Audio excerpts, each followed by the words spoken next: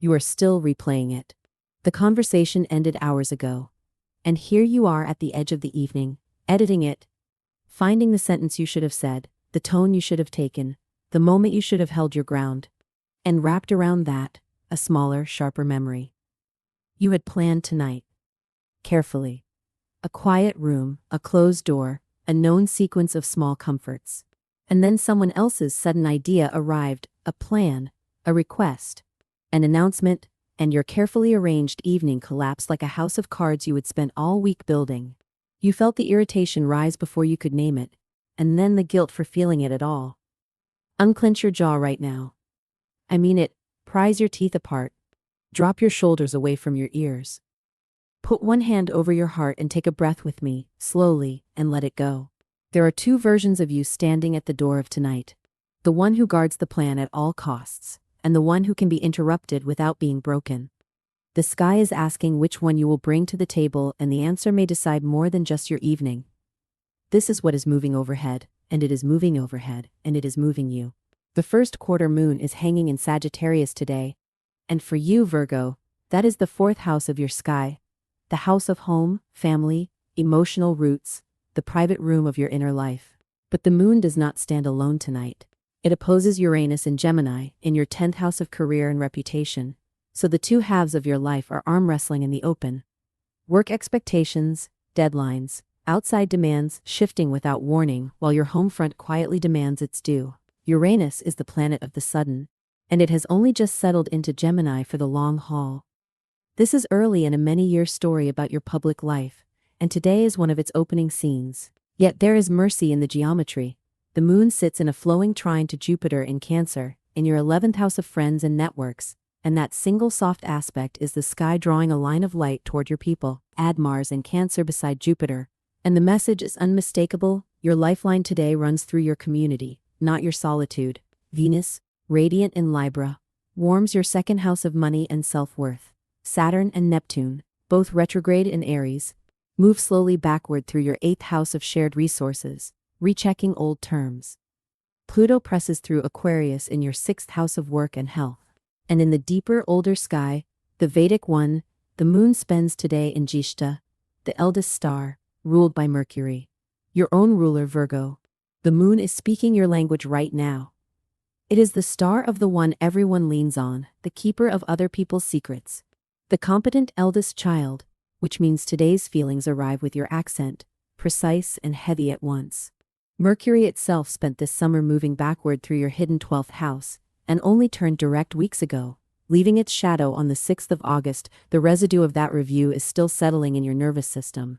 And beneath all of it, Chiron, the wounded healer, stations retrograde in Taurus, in your 9th house, the zone of travel, foreigners, foreign countries, belief, and the audacious act.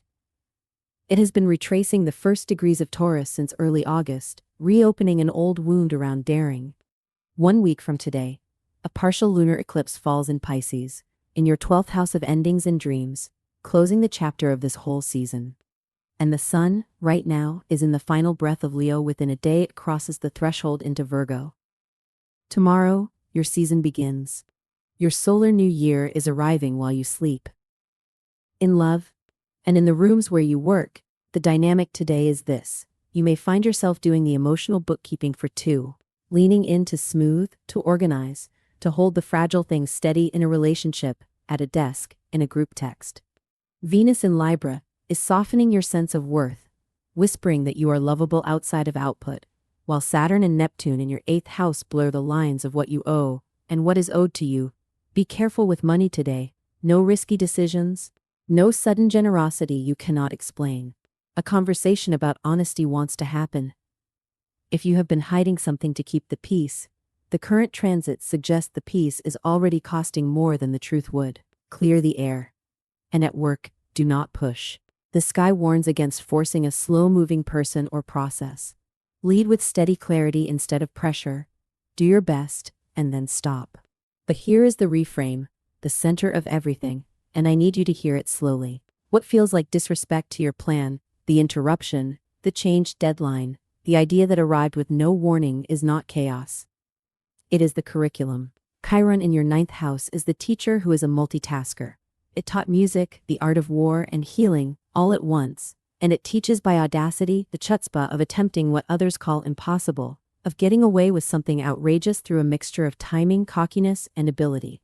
And audacity always arrives dressed as an interruption to the carefully planned day.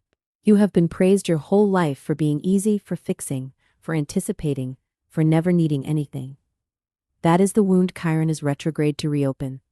The plan was never the thing keeping you safe. It was the armor you outgrew. You do not need tonight to be perfect. You need to be present. And the person willing to interrupt your plan may be the exact teacher you asked for, the one standing where your comfort zone ends. So here is what to do, on purpose, today. First, protect one non-negotiable hour, one private hour of your evening, and let everything else bend around it without guilt. Flexibility is not surrender. It is just order with a pulse. You decide the one thing, and you let life arrange the rest. Second, do not figure any of this out alone. The sky has already assigned your support system. Jupiter and Mars are both in your house of friends, drawing a trine of grace to your moon. Call the one person who does not need you to be fine. Let them unpack you. And if an ugly cry is what is waiting behind your ribs, let it happen somewhere soft. You are not a machine for holding other people's weather. Third, move your body lightly today, a walk without a destination, and check in on your spiritual well-being the way you check your calendar. With a scheduled appointment. Wear pale orange if you want armor.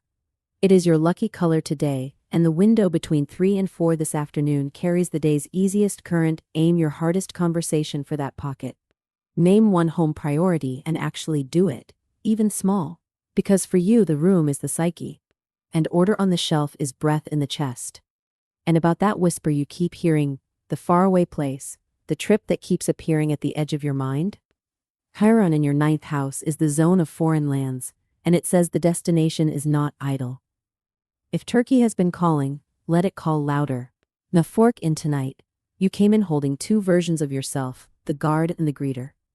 The resolution is not choosing one. It is realizing the root holds even when the branches move. In the Vedic sky, the moon steps into Mula tomorrow, the root star, and tonight is the preparation. The quiet untangling before the uprooting. You can keep the plan and receive the person. You can protect the hour and flex the rest. The thing that made you Virgo was never rigidity, it was devotion. And devotion, unlike control, can afford to be interrupted. If tonight's reading landed anywhere in your chest, if you recognize the exhaustion of guarding the plan alone, or the version of you that edits conversations at midnight, type rooted in the comments. Not for me. For you, an energetic declaration that your worth was never tied to how well you held everything together. You are not falling apart, Virgo.